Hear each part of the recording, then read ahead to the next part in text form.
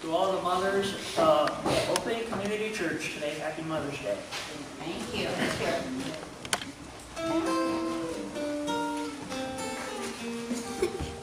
You know, most people look through their wallets or their pocketbooks, and way down at the bottom, past the credit cards and baby pictures, green stamps, you usually find a little old dog-eared piece of poultry. I was cleaning out my wallet the other day and I ran across a whole bunch of IOUs. Some of them 30 years overdue. Funny thing is that all these IOUs are owed to one person. And I kind of feel like right now might be a pretty good time for an accounting. Mom, you listening up there? Mom, I owe you for so many things.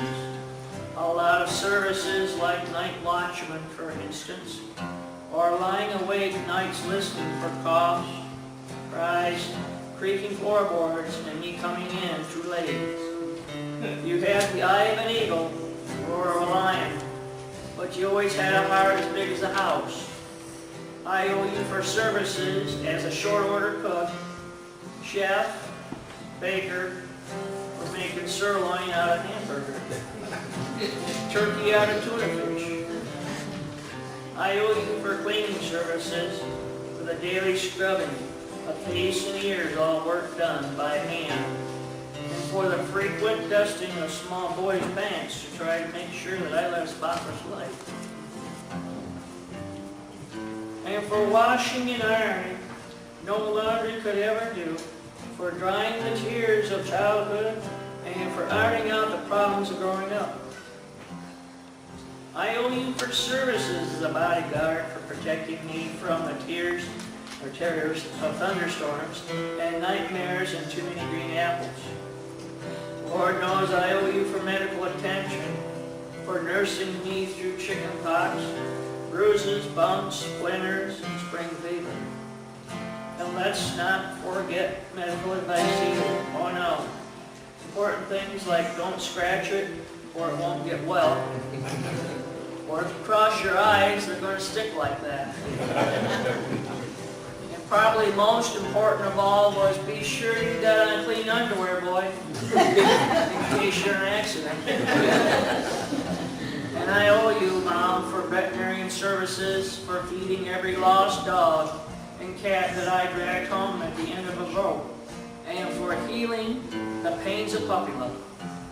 And I owe you for entertainment that kept the household going during some pretty tough times.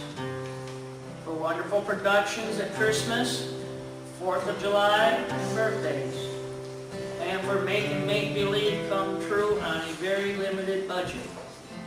I owe you for construction work, for building kites, confidence, hopes, and dreams. And somehow you've made them all touch the sky.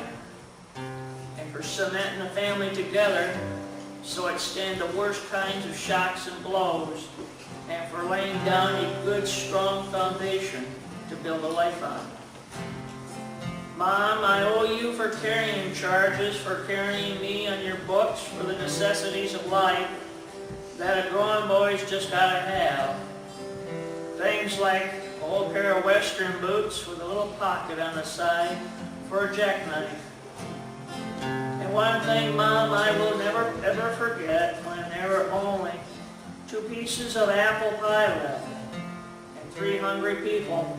I noticed that you were the one who suddenly decided that you really didn't like apple pie in the first place.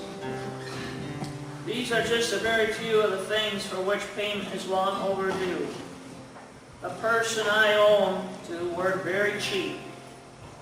She managed by simply doing without a whole lot of things that she needed herself. My IOUs add up to much more than I could ever hope to repay. But you know the nicest thing about it all is that I know that she'll mark the entire bill paid in full for just 1 kiss and 4 little words. Mom, I love you.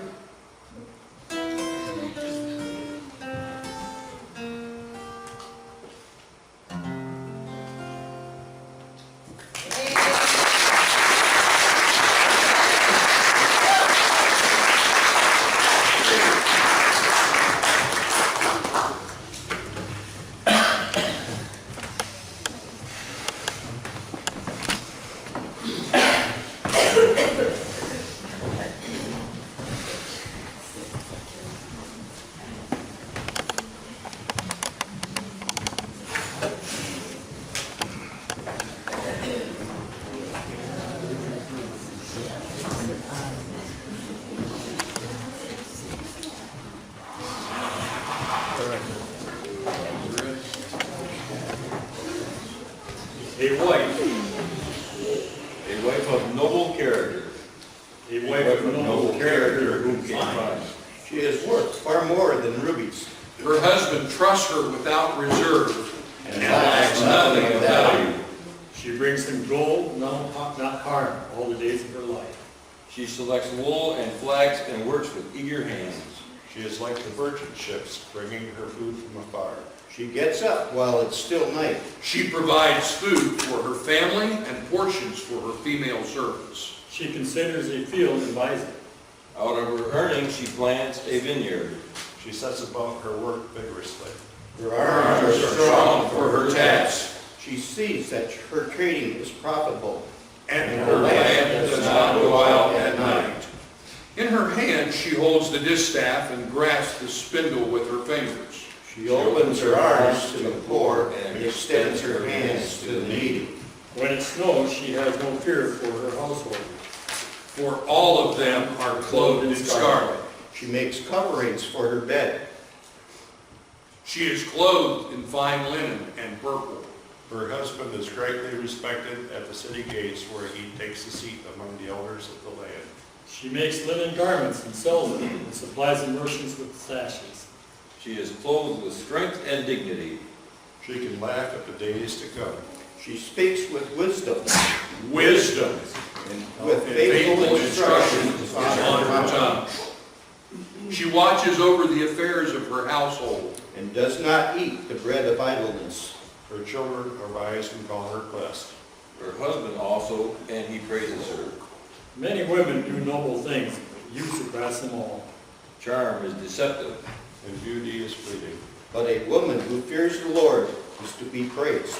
Honor her for all that her hands have done, And let her works bring her praise at the city